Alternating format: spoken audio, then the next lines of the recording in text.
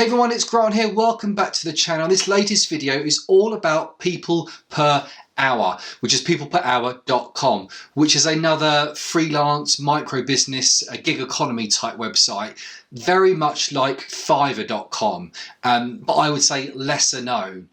This video is not in any way sponsored by People Per Hour whatsoever or any of its competition, but I just wanted to give you some honest feedback and experience that I've had with peopleperhour.com, which I'll be honest with you isn't a great one. But that's enough waffling from me. Let's get straight into this video and discuss my experience with People Per Hour. So you guys might have seen my previous video, which I'll put a link up to, which is all about my first 2 or 3 weeks on peopleperhour.com.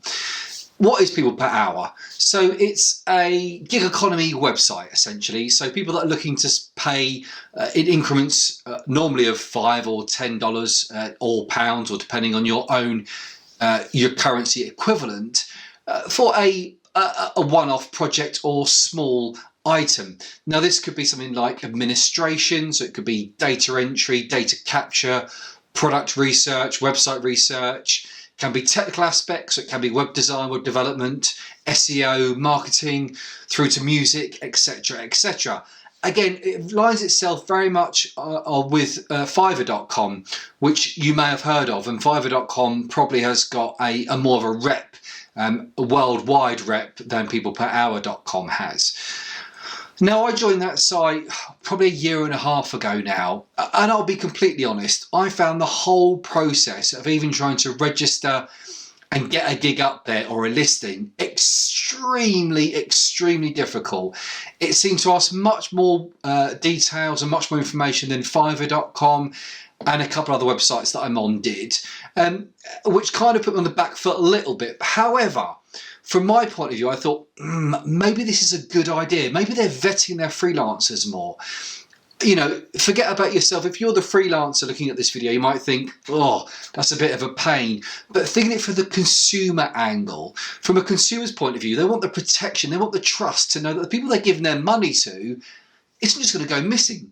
They're not going to hand over their money and the work's never going to get done. So actually, I thought to myself, registration's a bit more difficult, the listing's a bit more difficult, but maybe after I get past that hurdle, this actually gives me a better opportunity and it puts more trust into the consumer, therefore will give me much more work, much more money and much more profit off the back of it. However, frankly, that hasn't been the case whatsoever. I got past that listing stage. So I worked on something quite small initially, which was spokesperson videos. As you can probably tell, I'm a fairly confident person. So it was either white background or green screen, just me talking in front of a video or talking in front of the camera for, depending on how many words it was, 50, 100, 200 words, ranging from $5, $10, $20, $30. Delivery fairly rapidly. Now I could see there was a need for this product in the people per hour space, but also in the gig economy space. There are lots of websites offering this service, and I thought, well, People Per Hour would be no different. I aligned myself as a newbie, so I made sure that my price was relatively low to make sure that I was getting some gigs off the back of it or some work, which would then boost my feedback or give me some feedback, give me some experience on the platform, and then after time, once I've got that feedback and experience, I could then incrementally increase my listing or gig price. However, it never got to that stage. I'll be honest with you, I don't know what the numbers are in terms of their market share worldwide or specifically in the UK, but I was finding minimal views to my listings. I was looking at other listings and not copying them, but mirroring them. So saying to them, you know, UK based spokesperson, send me your product. I can give you an honest review of your products. I can do it on green screen. I can wear a casual. I can wear a shirt. I was offering a whole host of options. And as I say, relatively cheaply. I think 30 seconds was $5. And this isn't me trying to be big-headed, but $5 really wasn't worth my time for 30 seconds of work, because it's not just the 30 seconds of recording, it's the setup, it's everything that goes around it. Doing it in an office background or a desk background, on a white space, on a green screen, have to get the green screen set up, have to get the microphone working, all the lighting that goes around it. Once you've done that, you have to take that video off of the camera, edit it, make sure it's of quality, deliver it, deal with the customer service. So 30 seconds of work, or recording should I say, probably was half an hour or an hour's work. Now, by no means I'm not being funny saying, oh, that's too good for me, I'm better than that. But it is also about knowing your worth. But for me, I was looking at it as a long game. I was thinking, well, actually, I start off at $5. As I said earlier in the video, I'd actually increase it over time once I got feedback and I had a portfolio. It never got to that stage. I had 3 or 4 offers within the first month, I think. I made $15 after fees. I think I made $10. Convert that into GBP or UK pounds, I made about £6. And I'll be honest with you, the whole process was really difficult. So I did reach out to people per hour and I said to them, you know, what's going on? Why is my listing not being shown as much? What can I do? How can I enhance my portfolio? And I knew the answer to all these questions, but I wanted to see what sort of support that people per hour would give me. Again, they're making money out of me as a freelancer or as a gig offerer. So why wouldn't they help me? Why isn't the customer service there? So I reached out. 6 days passed, no response to that. 7 days passed, no response. 8 days, 9 days, 14 days, 2 weeks passed, and I didn't get one single response. Nothing from them. It put a bit of a bitter taste in my mouth, I'll be honest with you. So I thought to myself, well, maybe it's me. That's the first month's experience. So I've kind of got a very, very bad opinion of people per hour at this point. But I'm not one to just shy away from that. Maybe it's something that I'm doing it wrong. Maybe it's the product that I'm offering, the service that I'm offering. So probably 5 months ago now, I just let it burn. You know, had that month about a year ago, let it burn. And I looked at it again 5 months ago and I sort of reinvigorated myself to say, actually, this can work for me. I'm sure it can. 5 has worked for me previously. Why can't people per hour? So I redone my video. I offered more services. I offered greater services. So in terms of length, the price was the same, but I offered 45 seconds. And I looked at other listings, benchmarking myself. And to be honest with you, I was probably one of the cheapest on there, which, you know, comment down below if you think I'm wrong. Maybe I was too cheap. People couldn't believe it. But for me, I thought, well, actually, good service. I put up some examples. I've got a video capturing the attention of that person. Why wouldn't people go for me? And it did work. I did actually get 12 gigs off the back of it, 12 purchases. So that amounted to, one of them, 11 of them were at $5 or £5, and one of them was at £10 or $10. I can't remember which one it was now. So that gave me revenue of around about $80.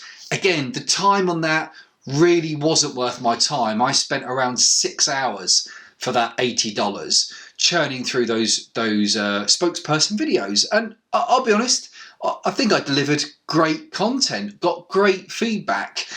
But then I got nothing. I didn't, there's no sort of algorithm in the background. I expected maybe my listing to appear higher in the search results like you would do with a Google search or on Etsy or on Amazon or on eBay, any other search providers or anything that offers a search facility. And I thought, well, I've got great feedback, offering a great product, I'm delivering on time, offering great customer service, and it still isn't giving me anything. So the end result, I've come off of people per hour. It just doesn't work for me. A month ago, I did reach out as a final time to people per hour and just said to them, what's going on? Why aren't I showing higher in these listings? Even if I was at position 34, I've now done 12 extra gigs, 12 extra listings. Surely with that feedback and 12 lots of feedback and the earnings, I'd have moved up 1 space or maybe 2 spaces. But I was just at a plateau. Nothing was happening. It doesn't matter what I was doing. It was exactly the same. And frankly, it became infuriating. So I'm sitting here thinking, Fiverr is giving me great results. I'm charging more, admittedly, because I've got better feedback, more orders, and a greater portfolio, but I'm earning more of Fiverr and another site that I'll introduce in another video that I'll do in the next couple of weeks. And I've got people per hour sitting here, not really giving me a great experience. I struggled to sign up, I struggled to list, I reached out to customer support, didn't get any response, or a very lax response. I'm seeing no traction. And I worked some of the numbers, and yes, I admit that there wasn't a greater need for people per hour as Fiverr in the UK. You know, I think the search results in terms of who's looking for people per hour was 1/10 of what Fiverr are looking at. But still, it should give me something, but just didn't have that experience. And on that previous video I talked about, you look at the comments and you'll see some people had a very similar experience to me. They struggled to list. They were asking for information. They just couldn't get past. I had a couple of comments around a VAT number. If you're not from the UK, this is a registration process for you to tell the government that you have to pay additional tax, and it gives you a digit or some numbers. And people were struggling, again, in these comments. They couldn't get past that VAT number. They reached out to people per hour support, and they just couldn't get past it, and they were getting no support. I've heard of people getting banned for frankly no reason. So for me, people per hour doesn't work. The reward, the benefit just isn't there. Yes, I'm sure people will see differently, and there are people on the site that are making thousands of dollars a week or a day or a month. But overall, I'm just not getting that feedback, and that's why I've decided to come off people per hour. If you've got any experience of the same, please do comment down below. Maybe I'll give it another go. Maybe I'll get lots of comments down below and people will say to me, actually, Grant, you've done this wrong, you've done that wrong, try this, try that. I'm all up for saying, hands up, my fault, it was me that done it wrong, let's try it again. But that's my own personal experience. For me, Fiverr.com is a much better way of moving forward. So there we go. I've come off people per hour. That's it for me, unless anybody thinks differently. But, you know, c'est la vie. We can't do these things all the time. We can only try as much as we can, give it our time, and give it the best shot we've got. So that's my thoughts on people per hour. Again, this is not a sponsored video from either a competitor or peopleperhour.com. But positive or negative, please comment down below. I'll try to reply to as many comments as I can. Smash that like button, hit subscribe with the bell notifications turned on, and thank you very much for watching.